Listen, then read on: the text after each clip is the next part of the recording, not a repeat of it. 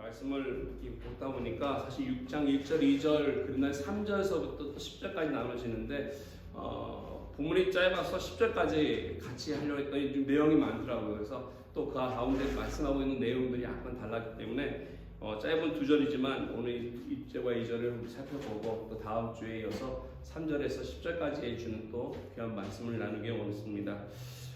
여러분 이 세상을 살아가면서 성공할 수 있는 비결이 있다면 무엇이라고 생각하십니까? 인생 가운데 성공할 수 있는 비결, 많은 사람들이 관심 있어 할 것이고요. 이런 성공 비결이 있다면 열심히 찾고 또 배우고 또 그래서 성공하고 싶은 마음들이 있을 것입니다. 언젠가 어떤 책 읽다가 또 이런 글을 읽었습니다. 옛날 어떤 왕이 지혜로운 현인들을 모아놓고 이런 명령을 내렸다고 합니다.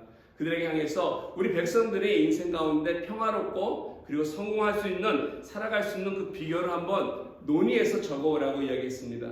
그래서 현인들이 지혜들을 모아서 그들이 열심히 어떻게 하면 인생이 이 땅을 살아가면서 성공할 수 있는지를 쭉 썼다고 합니다. 그랬더니 한 책이 12권짜리 책이 나왔습니다. 그래서 12권짜리 책을 가지고 왕에게 가서 여기에 인생 성공의 비결이 있습니다 했더니 왕이 보더니 너무 좋다고 하시면서 그렇지만 너무 길다, 이거 좀 줄여. 그래가지고 현인들이 다시 모아서 12권의 책을 6권으로 줄였습니다. 그리고 다시 왕에게 가져갔더니 왕이 하는 말이 이것도 좀 길다, 이걸 더 줄여서 갖고 오너라. 그래서 12권에서 6권을 줄인 것을 다시 2권으로 줄였습니다.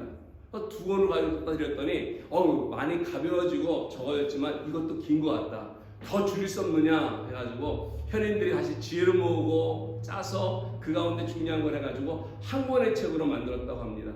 그랬더니 왕이 보더니 근데 이것도 생활에 바쁜 우리 백성들이 다 보기에는 너무 길다, 더 줄여갖고 볼 수 없느냐. 그래서 이 현인들이 모여서 줄여서 한 페이지로 요약했다고 합니다. 한 페이지로 봤더니 왕이 그걸 보더니 이 한 페이지도 좀 긴데 더 줄일 수 없느냐. 그래서 현인들이 돌아가서 꼼꼼히 생각하다가 이것을 한마디로, 거기서 핵심되는 단어로 해서 한마디로 요약을 해서 가져왔다고 합니다. 그것을 보고 왕이 하는 말이 바로 이거다 하면서 그 인생 비결을 온 백성들에게 나눠주고 가르쳐주라고 했습니다. 그 비결이 뭔지 아십니까? 그것은 바로 이 세상에 공짜는 없다라는 것입니다. 무슨 말이겠습니까? 이 인생 가운데 성실히 열심히 살아가라고 하는 말이 아니겠습니까? 공짜가 어디 있겠습니까? 공짜만 하지 말고 성실하게 열심히 인생을 사는 것이 바로 이 세상에서 성공하는 비결이다라고 이야기하는 것입니다. 그렇습니다. 이 인생에서 공짜?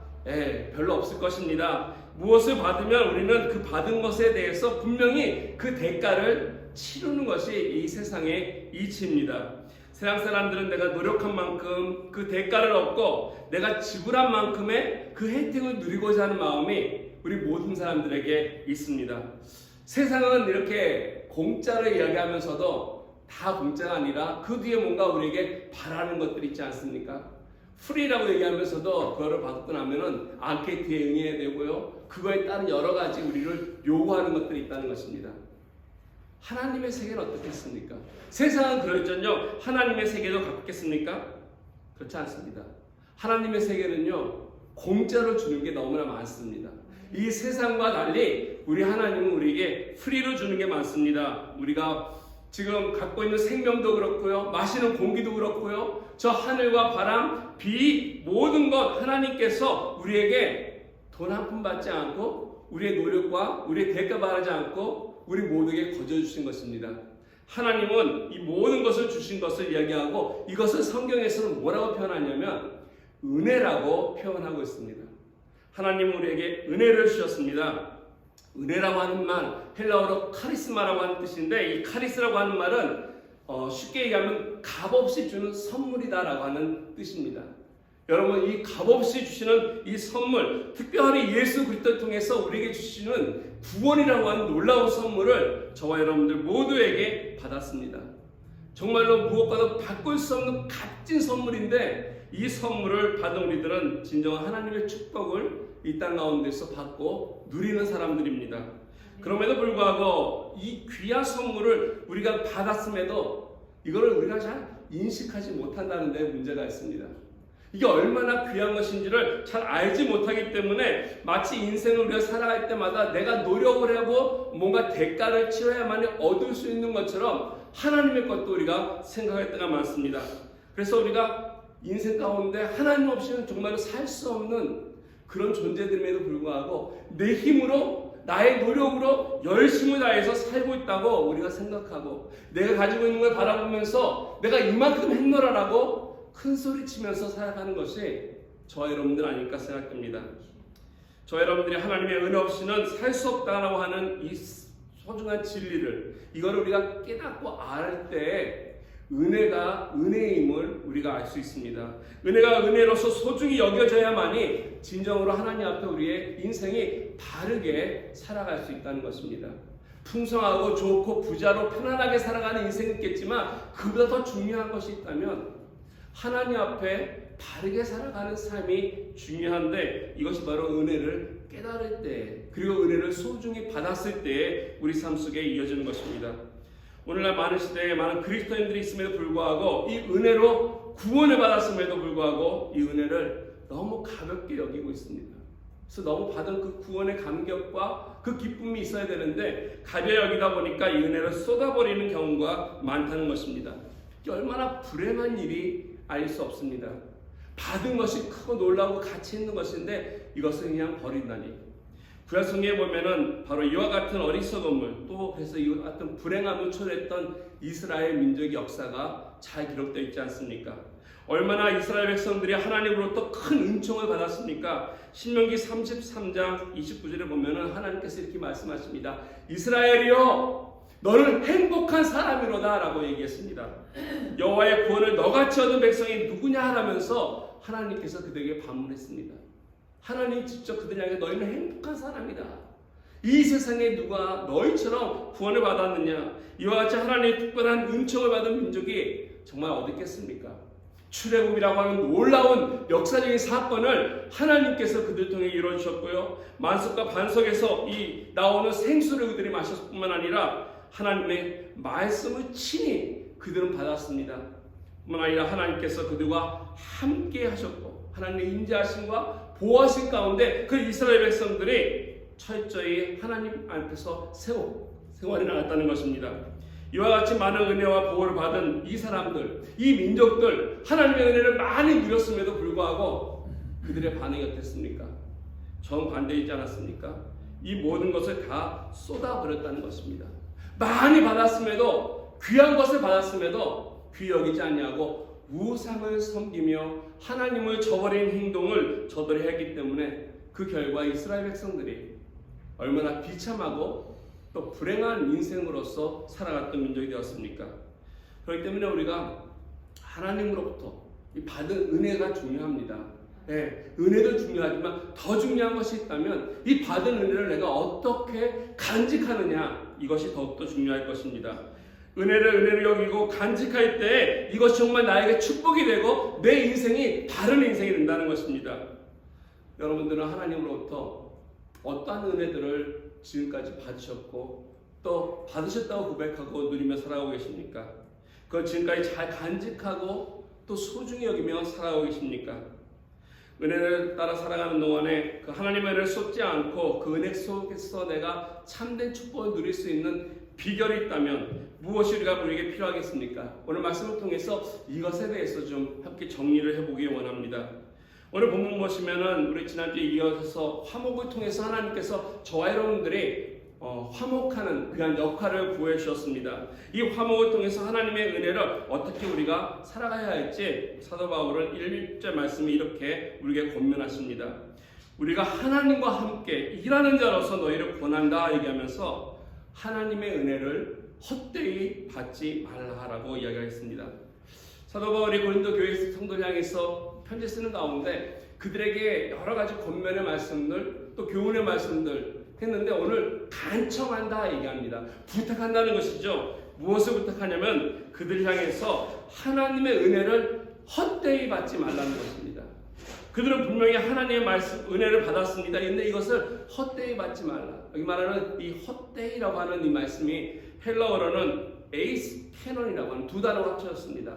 에이스 캐논이라는 말인데 텅 비었다라는 것입니다. 아무것도 없다라는 뜻입니다. 빌립보서 2장 7절에 보면은 우리 주님께서 이 땅에 오실 때 자기를 비우다라고 하는 말씀이 나오는데 온전히 비어있는, 아무것도 남기지 않고 텅 빈 것을 의미하는 같은 단어입니다. 그럴 때는 여기 있는 말씀은 지금 사도 바울이 고린도 교회한테 하는 말이 하나님으로부터 받은 그 은혜를 낭비하지 말라는 것입니다. 다 쏟아버리지 말라라고 하는 것입니다. 왜 이와 같은 간청을, 부탁을 지금 바울이 고린도 교회에게 하고 있겠습니까? 그것은 바로 고린도 교회가 받은 그 은혜를 가볍게 여겼기 때문에 그렇습니다.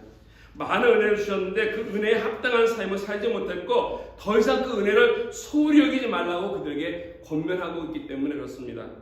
우리가 이미 고린도 전서를 쭉 살펴보지 않았습니까? 고린도 전서를 살펴보면서 고린도 교회가 얼마나 많은 은혜를 하나님으로부터 받았는지 우리는 잘 알 수 있습니다. 특별히 1장 4절에서 9절까지 말씀해 보면은 바울이 언급하는 여러 가지 은혜들이 있습니다. 4절 말씀해 보니까 그리스도 예수 안에서 너희에게 주신 하나님의 은혜로 말미암아 내가 너희를 위해서 하나님께 항상 감사한다.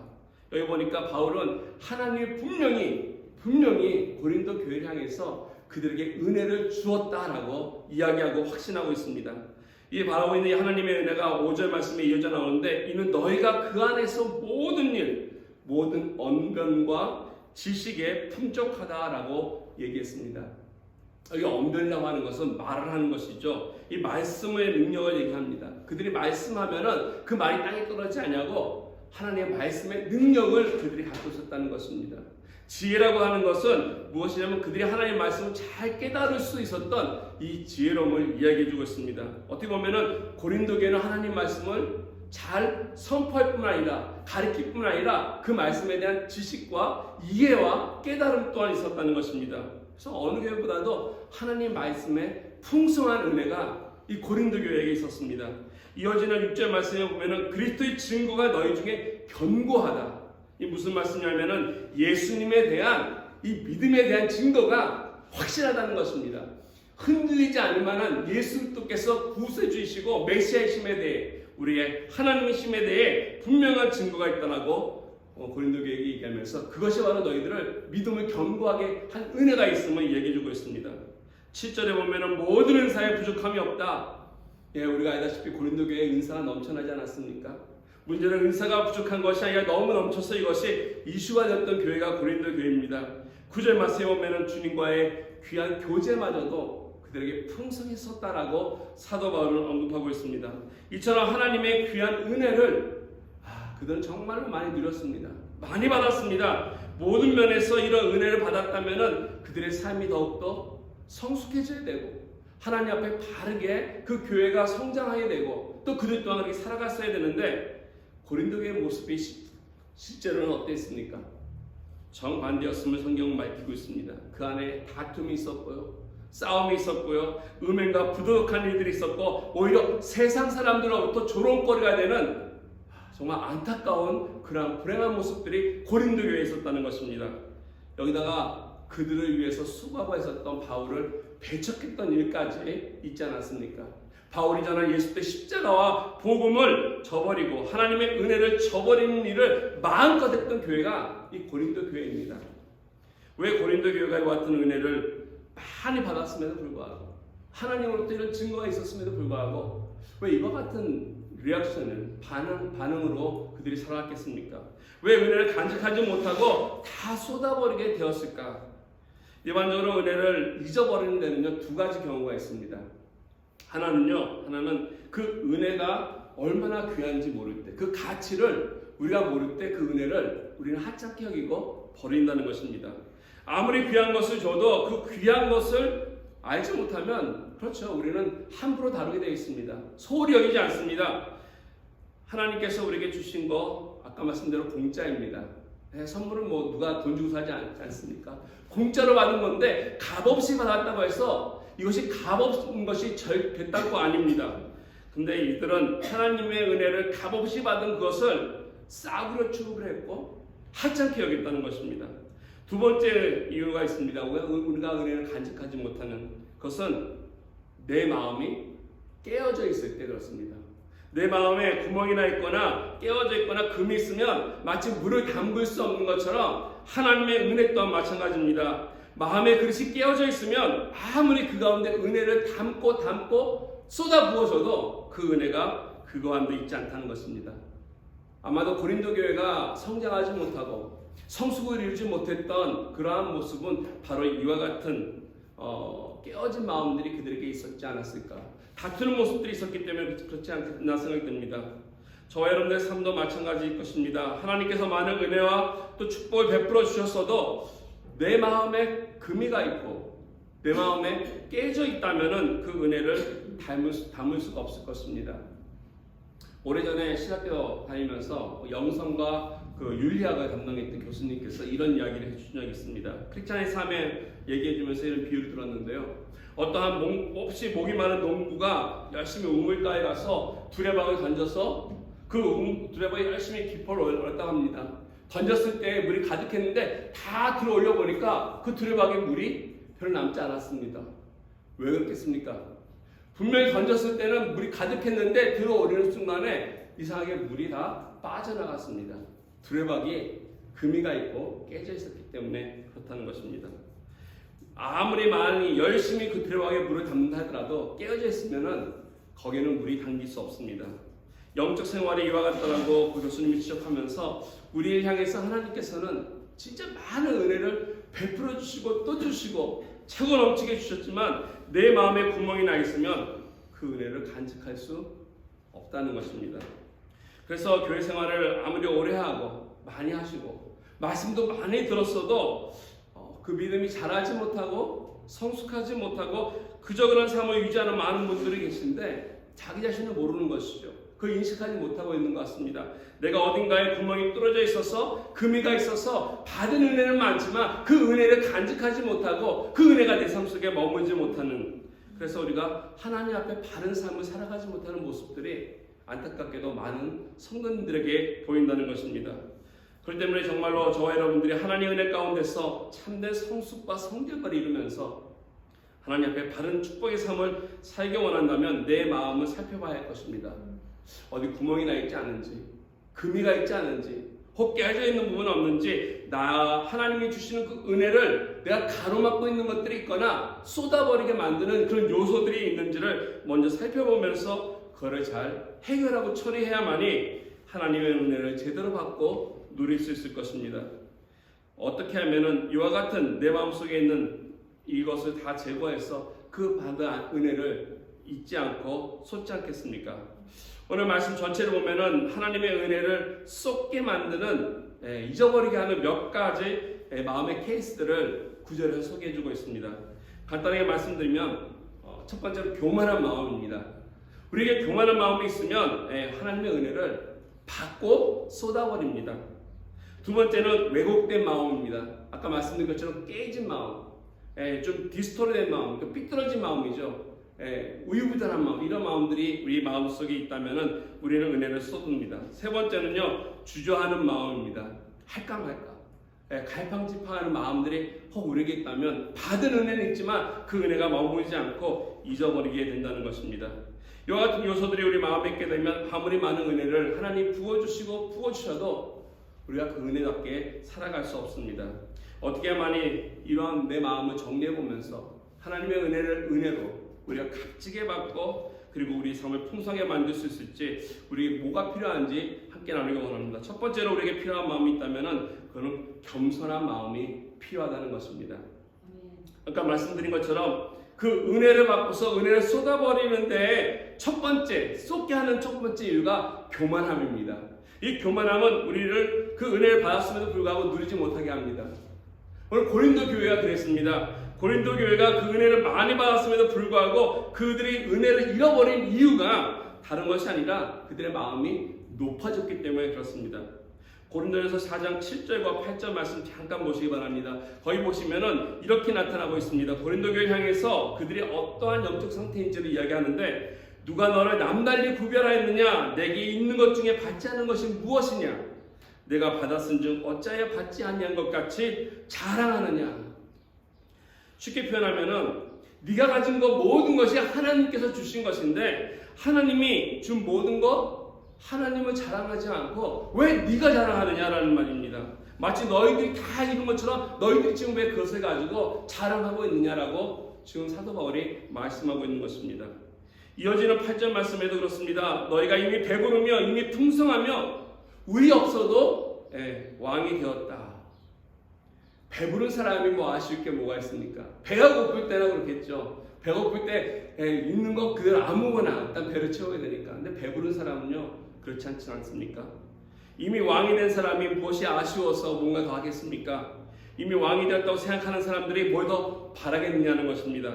이처럼 배부른 너희들, 불리한 너희들, 스스로 왕이 되었다고 자처하는 너희들, 마음이 이미 높아진 너희들이 있기에 하나님이 어떤 은혜를 부어주어도 그 은혜가 그들에게 남지 않았다는 것을 사도 바울은 지적하고 있습니다. 우리의 마음이 높아졌다면, 우리 마음이 지금 교만하다면 낮추어야 할 것입니다. 은혜는 낮은 곳으로 흐르게 되어 있습니다. 우리의 마음이 겸손할 때 하나님께서 복을 주시고 그 은혜를 더해 주신다라고 하나님은 말씀하셨습니다. 야고보서 4장 6절에 보면 그렇지 않습니까? 그러나 더욱 큰 은혜를 주시나니 그러므로 일렀을 때 하나님이 교만한 자를 물리치시고 겸손한 자에게 은혜를 주신다 하였습니다.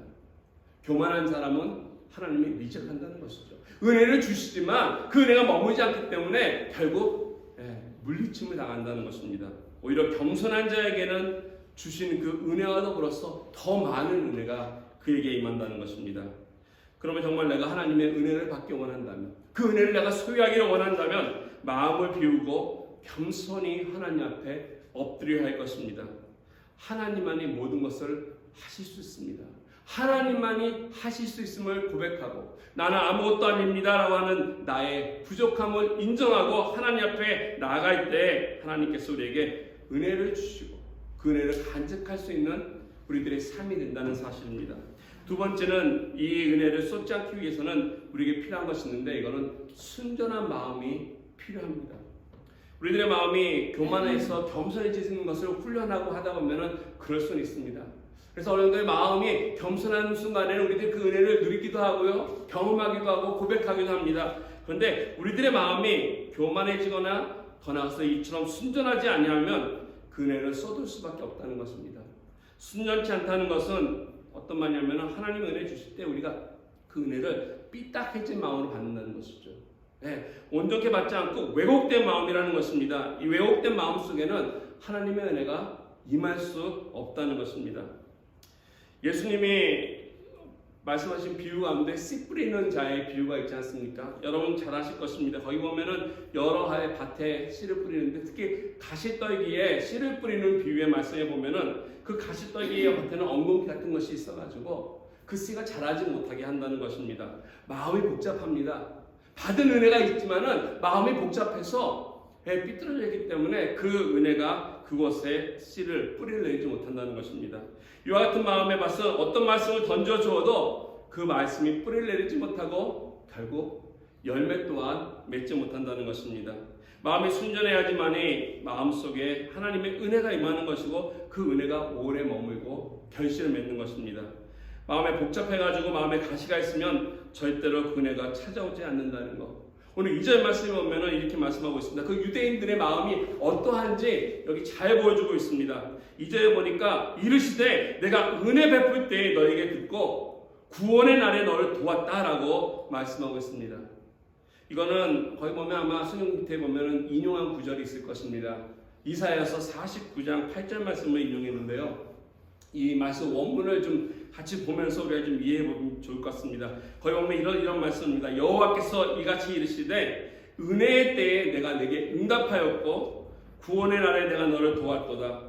내가 장차 너를 보호하여 너를 백성의 언약으로 삼으며 나라를 일으켜 그들에게 그 황무하였던 땅을 기업으로 상속하게 하리라 라고 말씀하고 있습니다. 이 말씀 가만히 이거 보면은 너라고 하는 표현이 자꾸 반복되지 않습니까? 너에게. 이 너는 누굴 얘기하는 걸까요? 여기서 말씀하는 너. 그래서 어떤 학자들이 많이 연구합니다. 우리 해석할 때 그렇지 않습니까? 그래서 어떤 학자는 여기 말하는 이 너라는 것은 이사야서에 기록되었기 때문에 하나님께서 이사야 선지자에게 이야기하는 것이다라고 해석하기도 합니다. 일리도 있습니다. 왜냐하면 이사야 선지자가 이스라엘의 회복에 대해서, 이스라엘이 죄짓고 하나님 앞에 심판받고 어려움 당하는 이들이 하나님께 돌아와서 회복되기를 얼마나 간절히 기도하며 또 바랬던 그런 선지자였습니까? 그래서 이사야라고도 보는 사람들이 있습니다. 근데 또 다른 학자는 약간 더 나아가서 이 너라고 하는 이 존재가 고레스 왕이다라고도 해석하기도 합니다.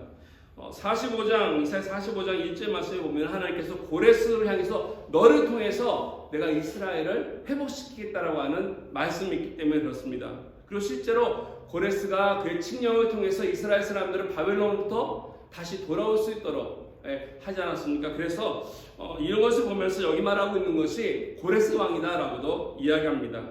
심지어 어떤 학자들은 여기 나오는 이 너라고 하는 존재가 이사야도 아니고 고레스 왕이 아니라 이스라엘 민족을 얘기한다라고도 해석합니다.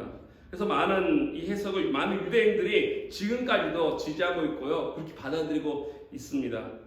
근데 성경 항상 우리가 볼 때 한 부분만 보는 게 아니라 전체 맥락을 좀 우리가 이해할 필요가 있습니다. 그래서 성경 좀 더 전체를 보면서 이 문맥과 다른 성경들과 비교해 보다 보면은 여기에 나와 있는 이 해석들, 이 세 가지 해석이 해당되지 않는다는 것입니다. 오히려 이 49장에 나와 있는 너라고 하는 부분, 장차 오실 메시아를 지칭하고 있습니다. 장차 오실 예수님에 대한 예언의 말씀이 바로 여기에 나와 있다는 것입니다. 왜냐하면 이사야서 42장서부터 쭉 이어서 53장까지 그 내용을 가만히 살펴보면은 여호와의 종에 대한, 앞으로 오실 메시아에 대한 노래가 4곡이 나와 있습니다. 4곡이 나와 있는데 여러분도 아마 잘 아시는 대표적인 것이 53장에 나와 있는 건데, 그의 찔림은 우리의 허물로 인하며 그의 상함은 우리의 죄악 때문이다 라고 하는 대목을 아실 것입니다. 이게 바로 여호와의 종, 즉 메시아에 대한 4번째 노래입니다. 또 오늘 인용되고 하고 있는, 사도 바울이 인용하고 있는 이 이사야서 49장에 있는 말씀은 2번째 노래에 해당되는 대목입니다.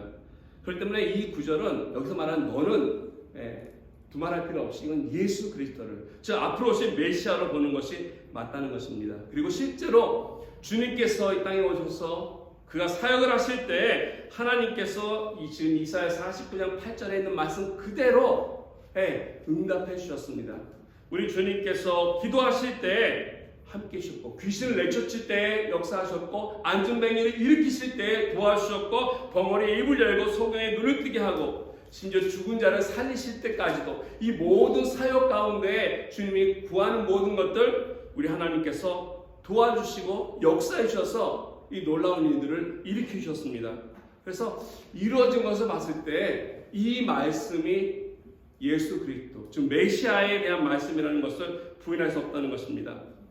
예수님이 오셔서 안전뱅이를 일으키고 소경을 낫게 하고 또 벙어리가 말하게 하고 이런 일을 했더니 유대인들이 어떻습니까? 와, 놀라면서 야, 정말 이제 하나님께서 우리에게 약속하신 메시아가 왔다 기뻐하면서 이 약속된 말씀이 성취되었음을 기뻐하며 예수님을 잘 맞이하셨습니까? 성경 보면 그렇지 않습니다. 정반대였습니다. 예수님은 분명히 말씀을 이루시는 귀한 일들을 했습니다. 그리고 하나님께서 여기에 응답해 주셨는데, 마태복음 12장 24절이나 또 마가복음 3장 23절에 보면은 예수님이 이와 같은 일을 했던 것을 보고서 유대인들이 이야기하죠. 이 기적을 보면서 이건 바알세불의 힘으로 얻어서 하는 거 아니야? 심지어 어떤 사람들은 예수님이 향해서 미쳤다라고도 이야기하고 있다는 것입니다. 하나님께서 하신 자명한 일이죠. 하나님만이 하실 수 있는 일들을 우리 예수님께서 하셨습니다. 하나님이 아니고서는 할 수 없는 일들을 그들은 귀신이 했다라고 돌리고 바알세불이 했다라고 그들이 그 일을 이야기했습니다. 왜 그랬습니까? 그 유대인들의 마음이 하나님이 그들에게 베푸는 은혜를 바라보는 마음이 삐딱하게 되어 있었기 때문에, 삐뚤어져 있었기 때문에 그런 것입니다. 삐뚤어져 있기 때문에, 왜곡되게 보기 때문에, 바른 것을 보지 못했기 때문에 그렇습니다. 아무리 귀한 것을 보여주어도 그들이 삐딱하기 때문에 그걸 수용하지 못했다는 사실입니다. 마음이 상해 있으면, 그 마음이 깨져 있으면, 금이가 있으면 우리는 인간관계 또한 쉽지 않습니다. 하나님과의 관계도 마찬가지입니다.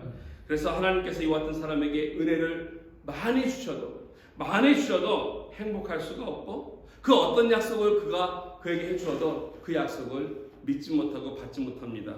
왜 그렇습니까? 그 마음에 엉겅퀴처럼 꼬여있고 틀어져있고 왜곡되게 바라보기 때문에 그렇습니다. 이런 마음은 은혜를 받을 수 없다는 것입니다. 순전한 마음으로 돌아갈 때, 정말 어린아이처럼 단순한 마음으로 돌아갈 때 하나님께서 그런 마음 속에 은혜를 베풀어 주시고 그 은혜가 머무게끔 한다는 것입니다. 선교를 하다 보면은 제가 경험할 때가 이런 게 많습니다. 아시다시피 제가 선교 가서 강의를 많이 하지 않습니까? 말씀을 전하고 하다 보면은 뭐 교회도 마찬가지지만 이 말씀을 전할 때 청중들의 반응을 봅니다. 보면은 정말로 그 가운데 은혜 받는 사람들이 눈에 보입니다.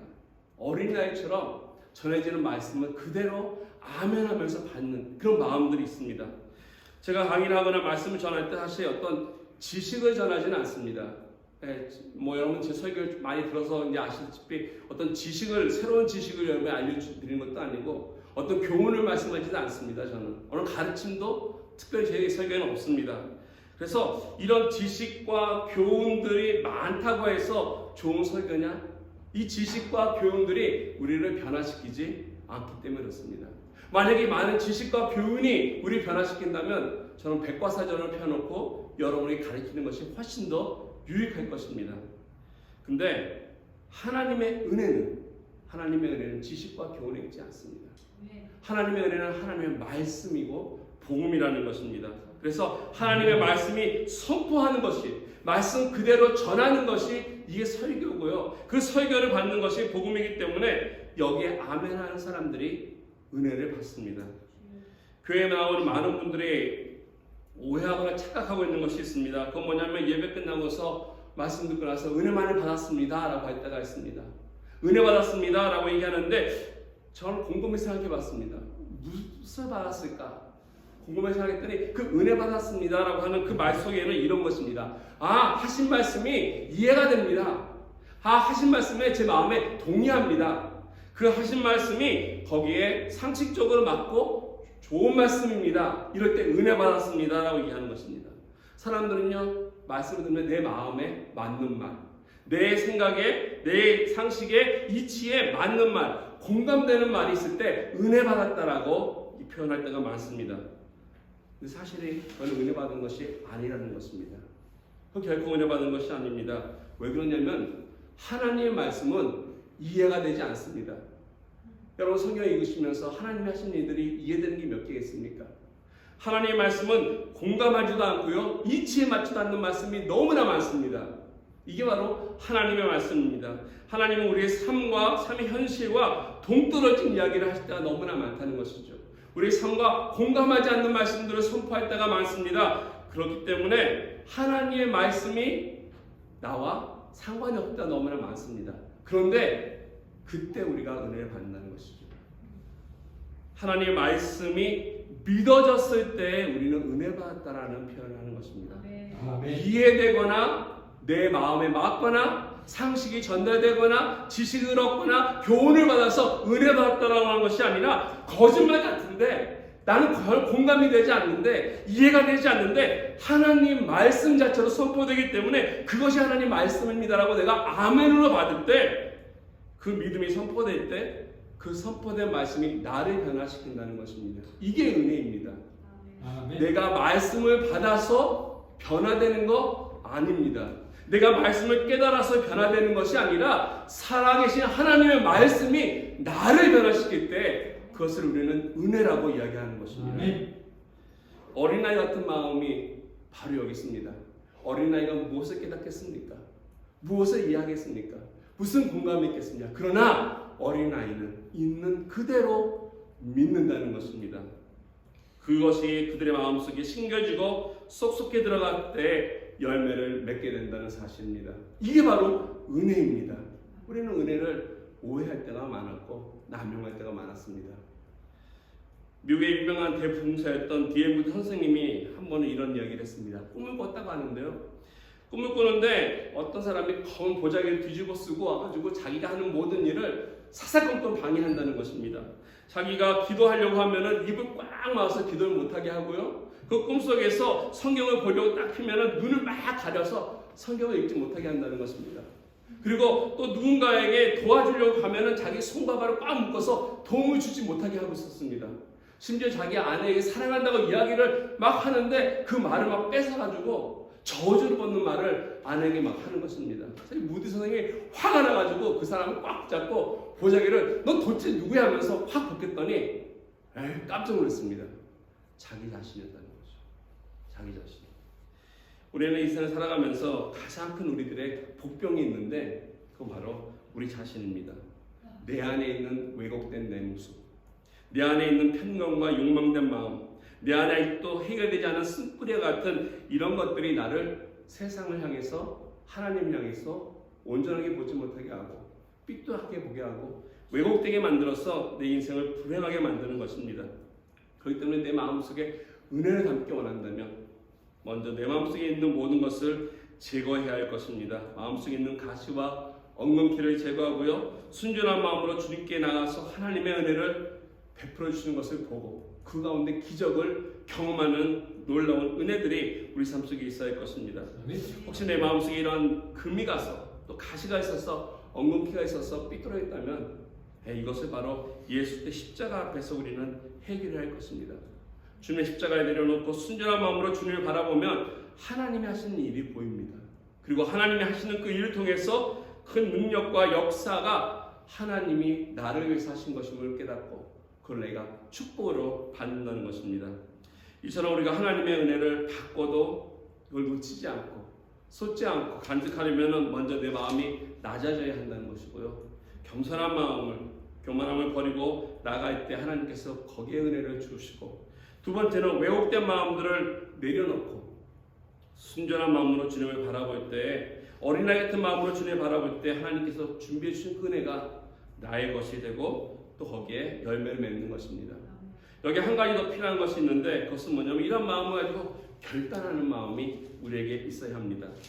하나님의 은혜가 정말 내 앞에 와 있다면 중요한 것이 내 앞에 있다면 그거 붙잡아야 되지 않겠습니까? 결단해야지 내게 되는 것입니다. 내가 그걸 결단하지 못하면 그 은혜를 받지 못한다는 것이죠. 많은 사람들이 그 은혜를 받지 못하는 것은 그 앞에서 주저하기 때문에 그렇습니다. 이 주저하는 마음, 아까 말씀드린 것처럼 갈팡질팡하는 마음, 해야 되나 말아야 되나 할까 말까 하는 이와 같은 마음들이 우리를 하여금 하나님의 은혜를 받을 수 없게 만든다는 것이죠. 오늘 2절 말씀 마지막 부분에 바울은 이렇게 권면하고 있습니다. 보라, 지금은 은혜 받을 만한 때요, 지금은 구원의 날이다. 지금이라는 것을 강조하고 있지 않습니까? 은혜 받을 때도 지금이고 구원을 받을 때도 지금이다라고 하는 사실. 오스카 콜만이라고 하는 성경학자는 여기 나오는 이 본문을 해석하면서 주의하면서 이렇게 했습니다. 이거는 결단의 때다라고 얘기합니다. 내가 언제 결단해야 할 것인가? 그것이 바로 결단의 시간들. 이건 바로 지금이라는 것이죠. 종말론적인 차원에서도 마찬가지지만 우리 개인적인 차원에서도 그렇습니다. 결단하는 시간들이 우리에게 주어지는데 이 결단의 그때를 우리는 미루면 안 된다는 것입니다. 우리 인생을 살아가면서 많은 시간들이 지나가지 않습니까? 우리 장로님 우리보다 훨씬 더 많은 시간을 사셨고요. 또 우리 또한 많은 시간들 앞으로 또 살아갈 것입니다. 그런데 이 시간이 그냥 흘러두게 놔둔다면 세월이 흘러가는 것이고요. 아무런 의미가 나의 삶에 없겠지만은 내가 내 삶 속에 흐르는 그 시간 가운데 필요한 것들을 하나님이 주실 때마다 결단하고 붙들면은 그 시간들이 그냥 흘러가는 것이 아니라 그 시간 속에서 하나님 안에 귀한 의미들을 발견하게 되고 이것이 나에게 은혜의 기회가 되고 축복의 기회가 된다는 것입니다. 이것이 언제 우리들에게 일어난다는 것입니까? 오늘 말씀 보니까 지금이라고 얘기하고 있습니다. 지금이 은혜 받을 때고 구원 받을 때라는 것입니다. 미뤄서는 안 된다는 것이죠. 내일은 안 됩니다. 어느 이발소에 있는 것처럼 오늘은 현차 내일은 공짜라고 해서 오늘 이발하고 내일 또 온다고 해서 또 해주겠습니까? 그렇지 않다는 거죠. 내일이란 날은 결단코 우리의 시간이 아닙니다. 내일 하리라고 생각하는 것 또한 잘못이라는 것이죠. 그래서 지금 내가 결단해야 하는 것이 있습니다. 사랑도 지금 해야 되고요. 용서하는 것도 지금 해야 할 것입니다. 지금 사랑하고 지금 용서하지 않으면 다시 그 기회가 나에게 두 번 다시 올지 모르겠습니다. 내가 할 수 있는 지금 용서하고 사랑해야 하는 것입니다. 기도도 지금 해야 하는 것이고요. 봉사도 지금 해야 하는 것이고요. 섬기는 것도 지금 해야 하는 것이고 또 하나님의 성경하는 것도 지금 해야 하는 것입니다. 하나님의 은혜를 누리는 거 내일 할 수 없고 지금 할 수 있다는 것입니다. 그래야만이 내 인생에 후회 없는 삶의 연속이 주어지는 것입니다. 이처럼 내가 지금 결단하고 지금 내가 해나갈 때 매우 중요한 은혜들이 내 삶 속에 머문다는 것입니다. 아멘. 이처럼 결단했으면 또 하나 중요한 것이 있는데 하지 말아야 할 것이 있어요. 결단하고 나서 뒤돌아서지 말아야 한다는 것이죠. 예, 주님을 향한 우리들의 결심, 하나님 뜻대로 살겠다고 했던 결단들이 결단코 뒤로 돌아서면 안 됩니다. 내 마음속에 뒤돌아서면 안 되는 것이고, 이것을 가지고 끝까지 하나님께 나갈 때에 하나님께서 열매로 맺어져서 영광 받으시고 우리 삶을 통해서 하나님의 기쁨의 축복을 안겨주시는 것입니다. 우리들의 마음이 낮아지고 정말 어린아이처럼 순전한 마음이 되어서 믿음으로 결단한 마음으로 우리들의 인생의 아름다운 열매를 여러분 삶 속에 맺어가서 하나님께 영광 돌리기를 간절히 바랍니다. 우리 이와 같이 기도 제목 가지면서 이 시간 기도하며 나가기 원합니다. 하나님, 내 삶 속에 이와 같은 은혜가 머물게 하여 주십시오. 그래서 하나님 앞에 은혜를 쏟지 않고 은혜를 받아서 성숙과 성장을 이루는 바른 인생 되게 하여 주십시오. 함께 같이 기도드리겠습니다.